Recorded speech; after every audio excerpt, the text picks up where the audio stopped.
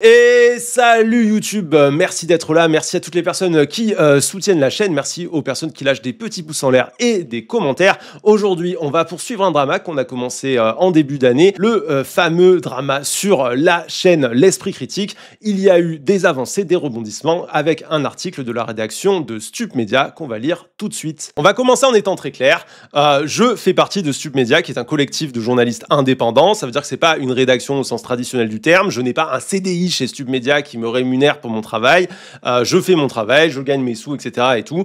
Mais je fais partie du collectif et ça veut dire qu'en fait, on se back up les uns les autres. On relaie le travail quand on peut sur le site internet de Stup Media et on s'entraide grosso modo. Donc, l'article qu'on va lire ensemble, en fait, moi, je l'ai déjà lu. Je le découvre pas. J'ai été un peu relecteur de l'article au moment de sa rédaction avec d'autres personnes, notamment Valentin, le rédacteur en chef de Stup Media, et on a donné un peu des avis, etc., des lignes pour d'amélioration, des choses comme ça, pour que l'article soit le plus solide possible. Cela dit, moi, j'en suis pas rédacteur, hein, bien entendu, c'est Washi qui s'en occupe. Donc Washi, qui est donc le vidéaste qui tient la chaîne l'Hydra Mille Têtes, qui a fait une vidéo après la mienne sur l'Esprit Critique. Pour vous résumer l'affaire, l'Esprit Critique, c'est une chaîne YouTube, TikTok, Instagram qui marche extrêmement bien avec beaucoup de viewers, des gens qui ont une très bonne image, qui font des millions de vues, etc., etc. Et il y a quelque temps, ils ont lancé une campagne de financement en ligne pour un projet de formation payante qui s'appelle Cogito, pour lequel ils ont ramassé 1 800 000 €, ce qui est énorme, sachant que derrière, la formation restera payante. C'est pas, les gens n'ont pas payé pour la création d'une formation qui sera ensuite distribuée gratuitement. Les gens ont payé 1 800 000 € en fait de prévente d'une formation qui ensuite va être vendue notamment aux collectivités pour des sommes assez importantes. Au début, en fait, cette cagnotte, moi, on me l'a relayée comme étant un acte quasi militant, comme quelque chose d'engagé, fait quasiment pro bono pour aider les gens. La surprise, si vous voulez, ça a été de me rendre compte que ça n'était pas du tout le cas. Donc moi j'ai fait l'erreur habituelle c'est genre on va appeler ça le classique Mathieu, d'accord? Le classique Mathieu, c'est pas compliqué, c'est il y a un truc que tout le monde aime et classique Mathieu arrive comme ça, et il voit comme ça le truc, il regarde, il fait attendez attendez, ce truc que tout le monde aime là, il y aurait pas un petit souci? Et du coup, je me fous dans des sauces pas possibles parce que je débarque et que je suis toujours le premier à balancer comme ça et à dire bah écoutez, là il y a ça, il y a vraiment beaucoup de soucis. Et le truc, c'est que les gens au début, t'as beau leur mettre le nez dans le caca en leur disant non mais regarde là, ça sent la merde. Ben quand ils sont fans, ils continuent à faire semblant que c'est pas le cas. Ils continuent à se mentir en fait. Et du coup, moi, ce que j'ai expliqué aux gens, c'est bah écoutez, vous n'avez pas affaire à des gauchistes qui sont là pour le bien commun. Vous avez affaire à un vendeur de formation qui fait ça comme carrière depuis très longtemps et qui a réussi aujourd'hui à vendre 1 800 000 € de formation. C'est très bien pour lui. Maintenant, qu'on remette ça à sa juste place, c'est-à-dire celle d'un contenu qu'on pourrait dire publicitaire visant à vous engager à aller consommer quelque chose. Et du coup, je me suis pris un bad buzz et une sauce, ça va. Honnêtement, j'ai pris plus monumental comme bad buzz, mais c'était pas très agréable. Je me suis fait insulter. J'ai eu des messages, des échanges un peu houleux avec Alexis Bellas, le fondateur de l'Esprit Critique. Et clairement, je me suis retrouvé un peu solo pendant un petit moment. Mais il y a quand même des gens du YouTube game, notamment de la sphère vulgarisation. Il y a eu des journalistes pas mal et tout qui m'ont bien soutenu parce que je pense qu'ils avaient senti la douille et qu'ils n'avaient pas eu forcément le temps de se plonger sur la question. Et quand j'ai apporté mes éléments, ils ont dit ah oui, ok, cool, on commence à voir le problème, merci de nous l'avoir dit quoi. La porte que j'ai ouverte derrière, comme c'était sourcé, comme c'était précis, ça a permis à d'autres de creuser plus, notamment Washi de l'Hydra Mille Têtes, qui avait d'ailleurs commencé à travailler aussi sur le sujet un peu avant. On se connaissait pas, donc on le savait pas. On a eu à peu près le même instinct et la même intuition à quelques semaines d'écart quoi. Et depuis, ça a permis à d'autres personnes, des milieux journalistiques ou des milieux de la vulgarisation, etc. et tout, de remettre en question la pertinence du projet Esprit Critique. Et maintenant, ça ouvre la porte, un article de presse sourcé qui, je l'espère, pourra être repris ou utilisé comme base si d'autres journalistes si jamais d'autres journalistes en viennent à s'intéresser à la question.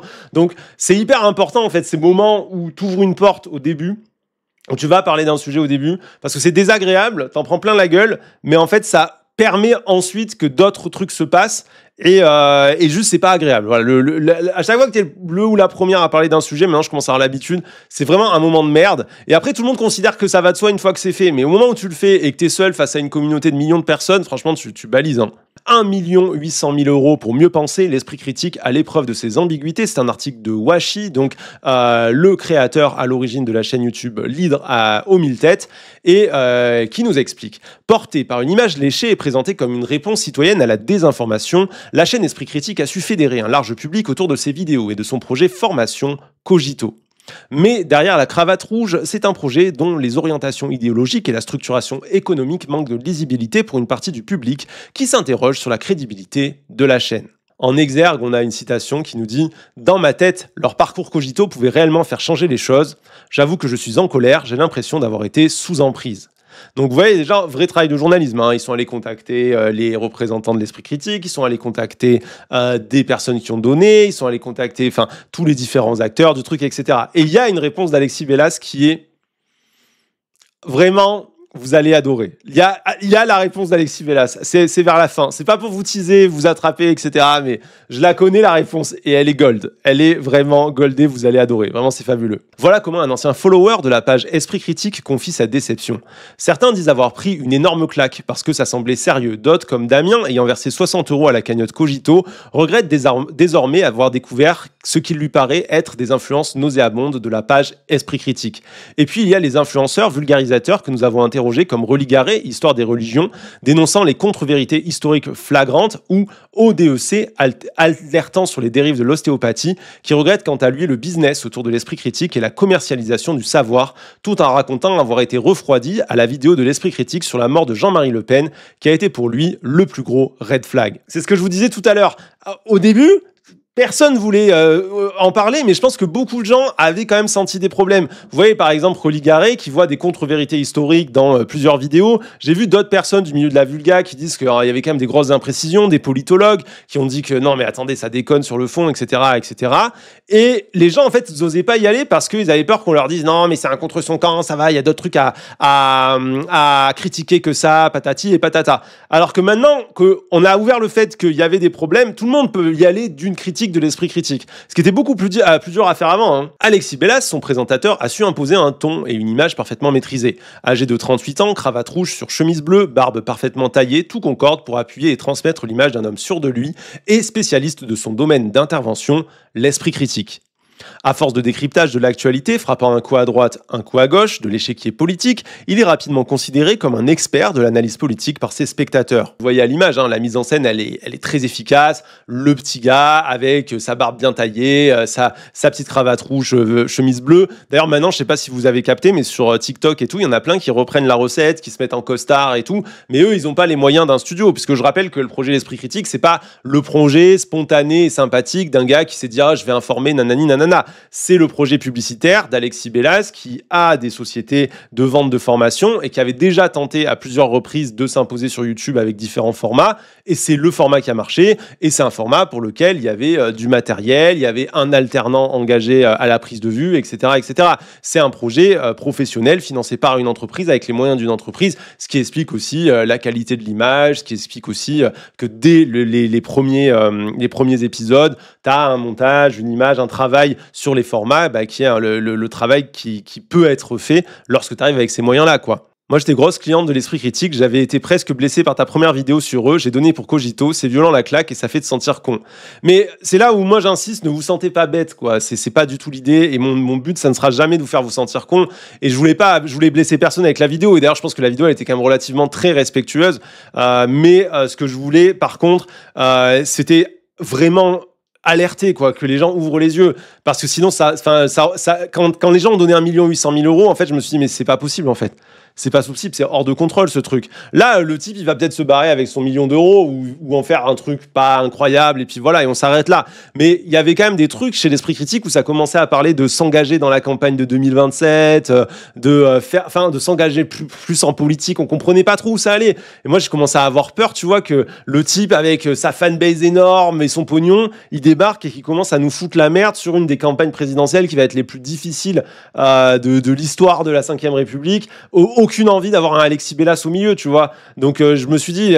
qu'il prenne son fric, je m'en fous, mais je veux pas, en tout cas, que les choses, en fait, que cette influence-là, elles deviennent hors de contrôle avec des gens qui pensent qu'ils ont affaire à autre chose qu'une entreprise. Tant que les gens sont clairs sur ce qu'ils achètent, pour moi, ils peuvent acheter ce qu'ils veulent. Hein. Tu vois, tu vas acheter, consommer du Cogito, fais-toi plaisir, quoi. Hein. Socialement, on a un problème avec le fait de checker l'écart entre faits déclarés et discours global plus acte. C'est même pas ça, Blue Lemon. Honnêtement, je pense que c'est très dur, si t'es pas journaliste, de faire ce travail. À un moment, c'est un travail qui nous revient. Vous pouvez pas faire ça à chaque fois qu'on vous relaie une cagnotte, à chaque fois que vous voyez une vidéo sur TikTok, vous allez pas commencer à aller sur société.com pour chercher les sociétés de la personne, voir ensuite quel autre type de truc il fait, comprendre c'est quoi son business, etc. et tout. Moi, en gros, comment je réfléchis quand je vois ça, je me dis, c'est quoi l'argent ?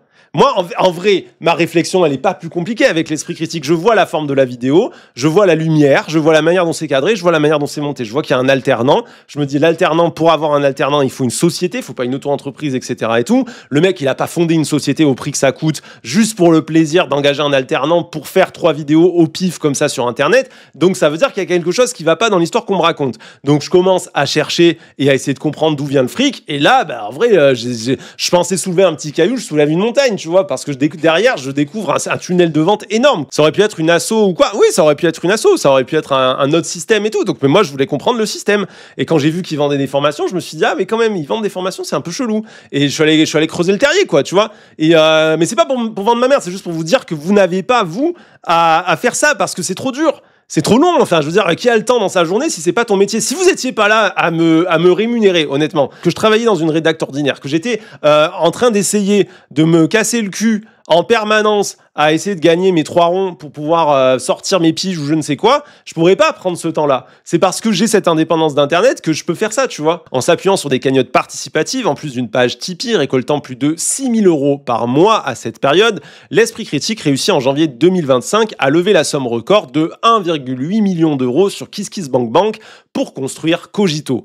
Un parcours de formation à l'Esprit Critique de 3 x 18 heures à destination des collèges, lycées, universités, entreprises, administration et particuliers, un montant impressionnant pour un financement participatif propulsant Cogito parmi les plus gros succès de KissKissBankBank. À la clé de ce parcours, la promesse d'une certification d'Esprit Critique de référence aussi bien pour les jeunes que les adultes, à la manière d'un TOEIC. D'après Alexis Bellas, elle attestera que, je cite, notre cyclotron, il sait analyser, remettre en cause, prendre du recul par rapport à ses opinions. Autre gros problème qui a été pas mal souligné, l'idée de faire un TOEIC de l'Esprit Critique, ça voudrait dire qu'il y aurait une entreprise privée qui serait chargée de faire passer un diplôme pour dire si les gens pensent bien. Ça fait assez peur, surtout que l'Esprit Critique, c'est pas un truc nettement défini dans la recherche. Et d'ailleurs, Alexis Bellas se garde bien de nous expliquer précisément quelles sont ses références et sources scientifiques quand il parle d'Esprit Critique. Il y a très très peu de sources scientifiques dans le travail d'Alexis Bellas. Et derrière, du coup, ça pose vraiment des questions de fond sur qu'est-ce qu'on considère être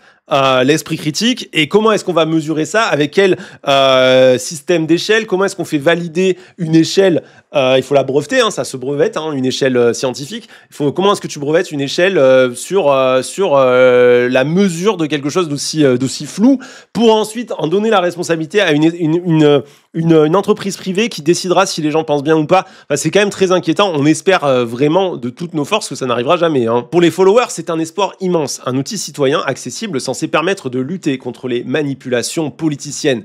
À tel point qu'un grand nombre de personnes influentes de tous bords confondus, d'Oussama Hamar, entrepreneur, à Edgar Yves, humoriste, ont participé à diffuser son contenu auprès de leur public.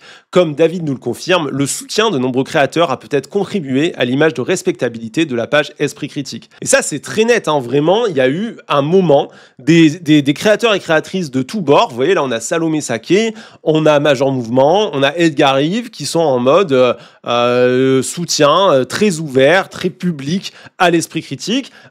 Ces créateurs, je crois, et créatrices ont tous relayé la cagnotte Cogito en story. Ils l'ont toutes et tous mis en avant.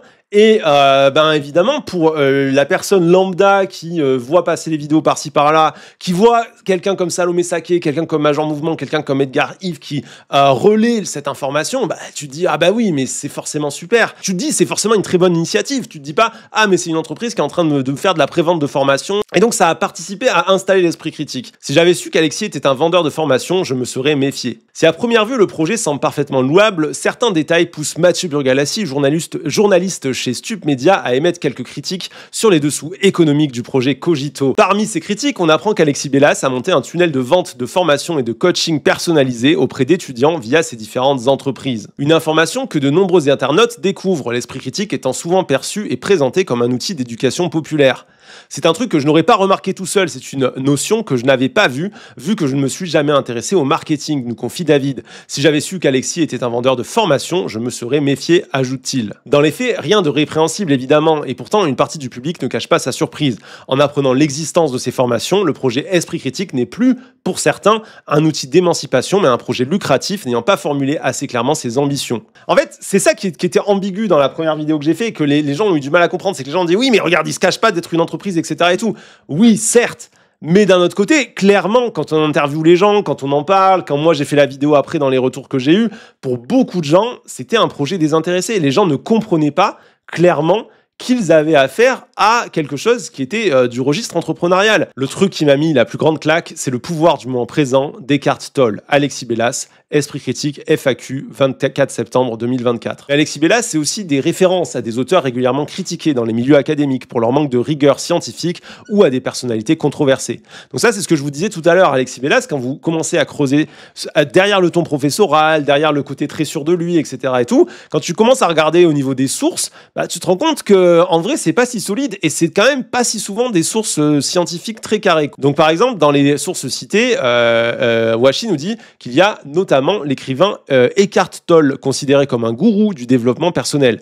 Alexis Bellas en a repris les propos dans un TEDx en 2016 et le cite dans sa vidéo. On répond à vos questions en septembre 2024. Eckhart Tolle participe à la diffusion du New Age tout en faisant la promotion de pseudosciences dans le livre Le pouvoir du moment présent, qui a mis la plus grande claque à Alexis Bellas.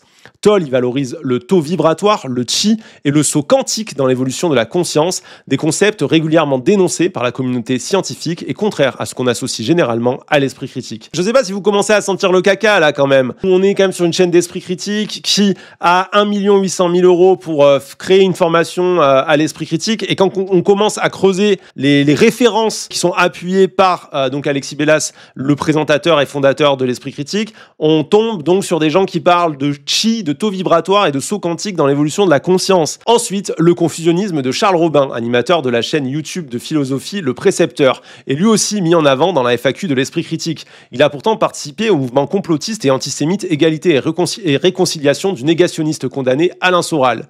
Sur ces différents sites, le fondateur de la page Esprit Critique met en avant Étienne Chouard, dont les propos négationnistes ont été largement commentés. Si Alexis Bellas n'a jamais tenu lui-même ce genre de discours, on peut tout de même s'interroger sur la pertinence pour une chaîne se revendiquant de l'esprit critique de mettre en avant des figures médiatiques aux positions controversées associées à des mouvements complotistes ou d'extrême droite. Une position qui a pu surprendre ses abonnés, notamment lorsqu'Alexis Bellas donne de l'importance à Étienne Chouard sur ses sites à propos de la réécriture de la Constitution, des bienfaits du tirage au sort, ou en le présentant comme humble, qui essaie d'expliquer, de faire comprendre et d'apporter de nouvelles idées. Donc là, on nous a sorti donc comme référence Eckhart Tolle, donc ultra problématique. On enchaîne, on a Charles Robin, le précepteur. On enchaîne, on a Étienne Chouard. Ça commence à faire beaucoup. Et ça s'arrange pas quand il parle de l'extrême droite. J'ai une maîtrise de philo et je suis malgré tout tombé dans le panneau, je me sens tellement bête. En découvrant ces influences, Damien tombe des nues. Dans la même logique, on observe l'habile exercice d'éviter de nommer extrême droite le parti de Marine Le Pen dans les contenus d'Alexis Bellas. À l'esprit critique, on préfère parler de, je cite, pensée très à droite, parce que le qualificatif extrême ne leur paraît pas très honnête intellectuellement, lit-on sur le site Le Repère des étudiants. Une manie toujours actuelle, puisque le dernier long format réalisé sur YouTube, L'inéligibilité, analyse de 26 minutes, 4 avril 2025, ne mentionne qu'une seule fois cette qualification d'extrême droite, uniquement lorsqu'Alexis Bellas lit un communiqué du syndicat de la magistrature. On a un énorme pavé de l'esprit critique, et vous allez voir comment il tourne ses phrases, mais c'est quand même particulier de faire ça. Marine Le Pen, qu'on dira très à droite, on évite le qualificatif d'extrême, d'abord parce que ce ce qualificatif désigne à notre sens les 1% de zozo à la droite de Le Pen, le bloc identitaire, ce genre de choses, et ensuite parce que extrême est un qualificatif qui met une teinture négative, à notre sens pas très honnête intellectuellement. Là, ce que vous avez, c'est rien. Vous avez l'opinion d'Alexis Bellas, qui ne se base sur rien en termes de science, de politologie, de décision juridique. Marine Le Pen était à l'extrême droite. Ça participe largement à ce qu'il est en train de faire de la stratégie de dédiabolisation du Rassemblement national et des Le Pen. Comment c'est possible, en fait, de débarquer et de dire on dira Marine Le Pen très à droite, pour nous, extrême, c'est pour le 1% de zozo à la droite de Le Pen, le bloc identitaire, naninana. Alors déjà, c'est qualifier des néo-nazis de zozo, je trouve ça intéressant quand même, hein, ça euphémise quand même énormément la violence à nouveau, et enlever le qualificatif extrême droite de Marine Le Pen, c'est juste pas normal, et ça ne se fonde sur rien. C'est l'opinion d'Alexis Bellas. Et là, les fans de l'esprit critique, enfin, je veux dire, comment ils vont défendre le truc, tu vois? Comment ils vont défendre le truc? Non, mais ça va, ici tout le monde, c'est normal, nanana, mais c'est normal que tes refs, alors qu'il y en a pas beaucoup, je le redis, des refs scientifiques solides sous les trucs de l'esprit critique, que quand on cherche tes refs, c'est une chaîne qui est d'un gars qui était proche du mouvement du mouvement égalité et réconciliation, et c'est Chouard, enfin un négationniste. Enfin, tu dis non mais attendez les gens, ça va pas là. Puis d'autres éléments ont attiré notre attention. Nous avons eu accès à la première formation payante de l'esprit critique créée à la fin de l'année 2023, elle aussi financée par une cagnotte Tipeee s'élevant à 42 000 €. Donc autre fait important, ça je l'avais souligné dans mon enquête, c'était que la cagnotte Cogito, qui avait l'air incroyable, les nouvelles, etc., c'était pas du tout la première cagnotte de l'esprit critique pour une formation à l'esprit critique, et qu'ils avaient déjà fait le coup pour 42 000 balles sur Tipeee un peu avant, et qu'après ils ont juste changé de plateforme, et donc ils étaient en train de revendre un truc qui, techniquement, un projet qu'ils avaient déjà un peu vendu. Première formation co-créée par Alexis Bellas et Fabien Lassalle-Humez, journaliste indépendant dont certaines positions interrogent elle aussi. Affiché en tant que membre de l'Esprit sur le site l'espritcritique.fr, Fabien Lassalle-Humez a été recruté directement par Alexis Bellas pour rédiger cette formation à l'Esprit Critique. Donc ça, c'est pas la formation Cogito, c'est la première formation qui avait été faite avant. Alexis Bellas engage Fabien Lassalle-Humez. Mais qui est donc ce Fabien Lassalle-Humez, vous allez me dire? Vous allez voir, c'est très intéressant. Sur ses réseaux sociaux, donc les réseaux sociaux de Fabien Lassalle-Humez, on trouve pourtant des soutiens à des idées proches du confucianisme, de l'antivaxisme, et il est régulièrement intervenu sur RT France, chaîne financée par la Russie et suspendue depuis le début de l'invasion de l'Ukraine. Ah bah tiens donc, quelle meilleure personne engagée pour rédiger cette première formation à l'esprit critique. Mon Dieu, Alexis, quel bon choix de personnes tu as fait. Plus problématique encore, les internautes qui ont financé en 2023 ce programme à la hauteur de plusieurs dizaines de milliers d'euros en pensant accéder à du contenu inédit se retrouvent sans le savoir en partie face à un simple copier-coller d'une formation déjà mise en ligne 3 ans plus tôt. Donc ça, c'est un des trucs que j'avais fait remarquer aussi dans ma vidéo. Washi l'a beaucoup plus développé, mais que en gros, il y avait du copier-coller de trucs entre les différentes entreprises de l'esprit critique, qu'en gros il avait son site Le Repère des étudiants sur lequel il faisait il avait un module formation à l'esprit critique qui reprenait ensuite en module payant derrière sur son site l'esprit critique pour ensuite faire un crowdfunding pour demander de l'argent pour une formation à l'esprit critique dans laquelle on retrouve finalement toujours le même truc, etc. Et ça fait un peu je vous revends en permanence le même plat réchauffé quoi, hein. Est-ce qu'il n'y a pas moyen qu'il se fasse poursuivre pour arnaque? Non, c'est pas interdit de recopier ton contenu. Tu as le droit, à un moment donné, de revendre la même chose. Porsche, ça fait des décennies et des décennies qu'ils vendent la même voiture. Les 911, c'est toutes les mêmes. Les gens les rachètent, ils sont contents. Simplement, il y a un travail d'information à faire, à dire aux gens, bon, écoutez, attention, quoi. Cogito, qui est présenté comme une initiative incroyable, machin et tout, en fait, c'est la dernière arrivée d'une longue série d'initiatives de vente de formation à l'esprit critique qui sont la base du business d'Alexis Bellas depuis longtemps. Il a trouvé son créneau et il le ponce, il a le droit. Maintenant, on a le droit d'informer dessus et que les gens soient au courant du système, quoi. En effet, Alexis Bellas a largement recyclé ses anciens textes issus de ses sites de coaching publiés bien avant d'acquérir sa notoriété actuelle. Ayant déjà rédigé une première formation gratuite en 2020, il en a recopié mot pour mot des paragraphes entiers pour les intégrer dans cette nouvelle formation de 2023 et certains chapitres sont davantage des mises en forme de la précédente formation qu'une formation originale. La formation de 2023 s'appuie en partie sur celle de 2020, même si elle est bien plus exhaustive, nous précise sobrement Fabien Lassalle-Humez, donc qui est un des collaborateurs d'Alexis Bellas. À la vue de tous ces éléments, difficile de ne pas s'interroger sur Cogito, cette formation en ligne payante financée par les internautes sur KissKissBankBank à hauteur de 1,8 million d'euros, prédisant un solide parcours de formation à l'esprit critique et une certification pour le valoriser sur notre CV. Pour comprendre comment sera produit le contenu de formation, nous avons contacté l'équipe de Cogito. L'occasion pour nous de revenir sur les différentes promesses formulées lors de la campagne de financement participatif. Recrutée en début d'année 2025, soit plusieurs mois après le lancement de la cagnotte sur KissKissBankBank, Elsa Greenberg et son équipe ont mis en œuvre le projet alors que l'ensemble des promesses avait déjà été engagée. Ça, c'est très important. Il y a eu des choses très bizarres sur cette cagnotte. En gros, ils ont lancé la cagnotte. Apparemment, ils n'avaient aucune idée de comment ils allaient faire, ni avec qui, ni quoi que ce soit. Il y a des personnes, d'ailleurs, si vous alliez sur la cagnotte Cogito, entre le moment où j'ai fait ma vidéo et depuis, il y a des personnes qui apparaissaient comme membres de l'équipe Cogito qui ont disparu. On ne sait pas pourquoi. Pas d'informations et tout. Quand tu gagnes 1 800 000 euros en présentant une équipe qui vient garantir l'expertise de cette formation et que derrière des gens disparaissent de la page sans explication, ça pose vraiment question. Et du coup, ce qui est intéressant là dans ce que nous montre Washi, c'est qu'au final, le gros de l'équipe apparemment est recruté beaucoup plus tard. L'ensemble du projet, en fait, est fait de promesses dont on ne sait absolument pas comment Alexis Bellas était censé les tenir. Quand bien même il y arriverait, ça restait quand même des promesses extrêmement difficiles qui n'avaient aucune garantie, que ce soit le fait que les équipes en soi, elles n'étaient pas faites, qu'ils n'avaient pas, et qu'ils n'ont toujours pas, je crois d'ailleurs, l'accréditation nécessaire avant de leur formation dans les collèges, lycées, etc., etc.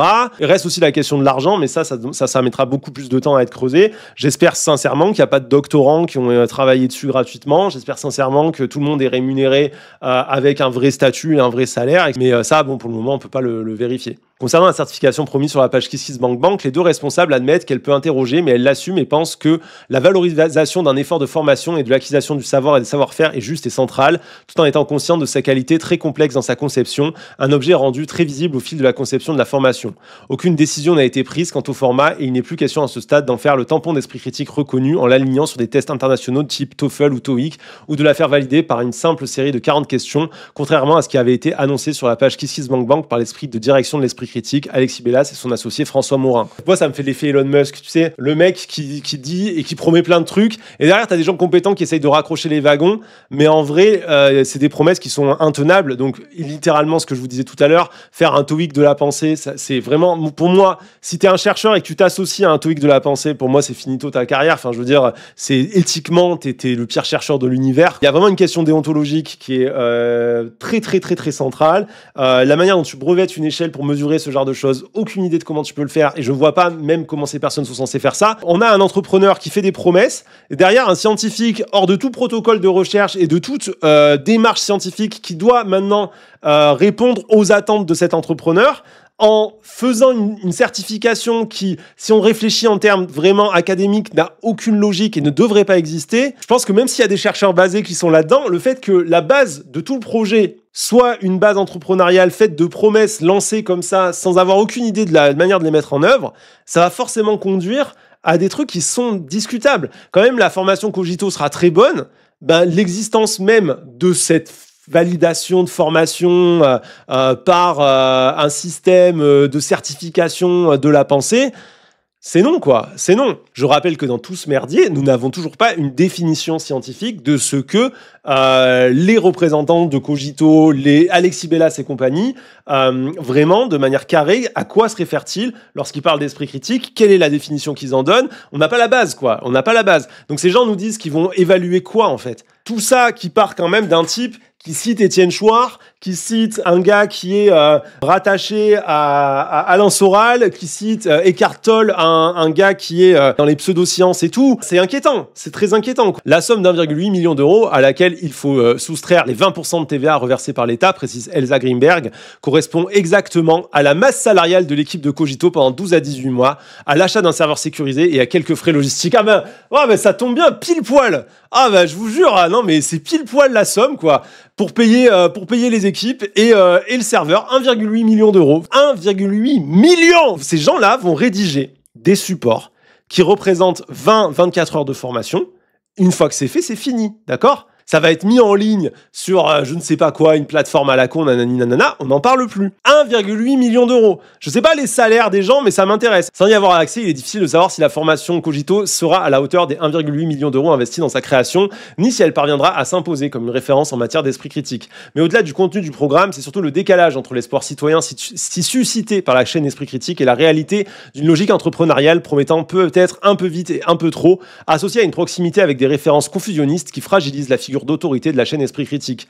Elodie, une contributrice, nous confirme: j'ai cru participer à un élan de résistance contre la désinformation et le fascisme. J'ai sincèrement cru à un petit projet non financé, donc j'ai mis 60 € par solidarité. Aujourd'hui, je me sens désabusée, déçue, presque honteuse. J'aurais pu donner à une autre initiative plus proche de mes valeurs. Fait complémentaire. Dans le cadre de cette enquête, nous avons sollicité les personnes et structures mentionnées afin de recueillir leurs réactions. Nous publions ici certains éléments utiles à la contextualisation du sujet. Réponse d'Alexis Bellas. Nous avons adressé un ensemble de questions détaillées à Alexis Bellas portant sur la structuration du projet Cogito et la ligne éditoriale de sa chaîne. Il a décliné notre proposition d'y répondre, mais nous a adressé la réponse suivante qu'il nous a demandé d'inclure dans son intégralité. La voici. Donc attention, c'est à la demande de Alexis Bellas que la réponse entière a été publiée. Bonjour Washi et Valentin en copie. Donc Valentin, c'est le rédac-chef de Submédia. Bonjour Washi et Valentin en copie. Sur le fond, vos critiques de notre chaîne nous semblent intéressantes et on vous en remercie. Sur le reste, bien qu'on ait une expérience solide, des contenus peu rigoureux, vous avez réussi à nous surprendre. Cher Washi, vous avez, comme votre collègue Mathieu Burgalassi, violé absolument toutes les règles de la déontologie journalistique. Absence de contradictoire, la plupart de vos interrogatoires dans vos vidéos auraient trouvé une réponse en une phrase si vous nous aviez posé la question. Non-recoupement des sources, partialité, non-respect de la vie privée, diffamation et violer toutes les règles de l'interprétation honnête et de la méthode critique, procès d'intention, extrapolation, interprétation hors sol, raisonnement fallacieux. Je ne sais pas trop quoi vous répondre, autant que taper comme un sourd d'abord, poser des questions ensuite, me semble être une conception intéressante du journalisme à laquelle je préfère ne pas participer. J'ai en revanche une demande, auriez-vous l'amabilité de publier la présente réponse dans votre article? Alexis Bellas n'a pas souhaité répondre à nos questions, manquerait de contexte. Je vous en remercie par avance et vous prie de croire, cher Washi, cher Valentin, en l'assurance de mon exacte considération, Alexis Bellas. Vous avez vu, c'est plus le même visage, hein. C'est intéressant parce que ça, moi, c'est le visage que j'ai eu. C'est pas du tout le mec sympa et souriant et ah non mais envoyez-nous vos critiques quand vous voulez, patati patata. On a fait des critiques avec Washi, il pète un plomb. On a, je cite, violé toutes les règles, toutes, de la déontologie journalistique. Alexis Bellas, par contre, moi je lui ai proposé un débat, hein. Je lui ai dit, y a pas de souci, si tu veux défendre ta chaîne et tout, tu peux venir en discuter et défendre ta position. Il a évidemment refusé avec un message de cet acabit. Non-recoupement des sources, je trouve que c'est quand même un peu plus sourcé que des vidéos qui sont basées sur absolument rien et 3 citations de mecs comme Chouard et des types qui sont proches d'Alain Soral. Moi, je trouve que nos sources, elles sont quand même un chouïa plus solides et les sources, on peut les vérifier quand même facilement. Non-respect de la vie privée. On ne sait pas d'où ça sort, hein. Je sais pas où il y a eu un non-respect de la vie privée et diffamation. Mais mon Dieu, où est la diffamation, Alexis? En tout cas, j'attends mon procès, hein. On va tous s'en prendre un. J'en doute pas, il a 1 800 000 €. Il y a pile poil l'argent pour embaucher les équipes de l'Esprit Critique et les avocats pour nous faire un procès.